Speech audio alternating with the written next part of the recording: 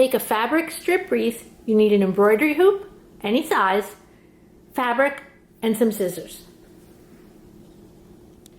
You'll only need the inside of your hoop.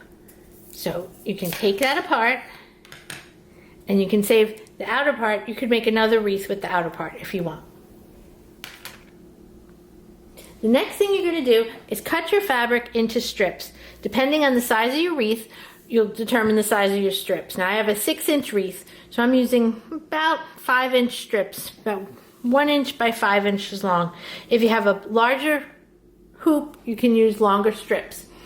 You can use any type of fabric you like. I have some Christmas type fabric here, but you could use anything at all. Any colors that you want, any designs that you want. You could use 20 different types. Choose any type of fabric scraps you have at home. You could even use wrapping paper strips for this. That's a little more delicate, so I'm going to make mine with fabric.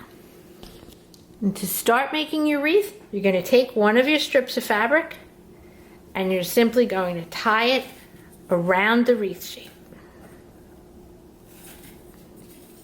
Just like that.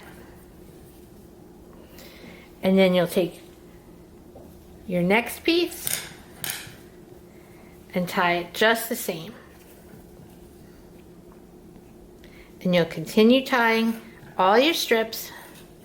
Tighten your knot and you push them as close together as you can as you go all the way around. And just keep tying until you have your entire wreath covered with fabric strips. You can do them in order, you can make them some type of pattern, you could just do them any way you want. Be creative. If you find it easier to tie them away from the other pieces, you could tie them at the bottom and then push them up together and wait to tighten everything until you're all finished. Whichever way is easiest for you. Just keep tying strips of fabric around your hoop.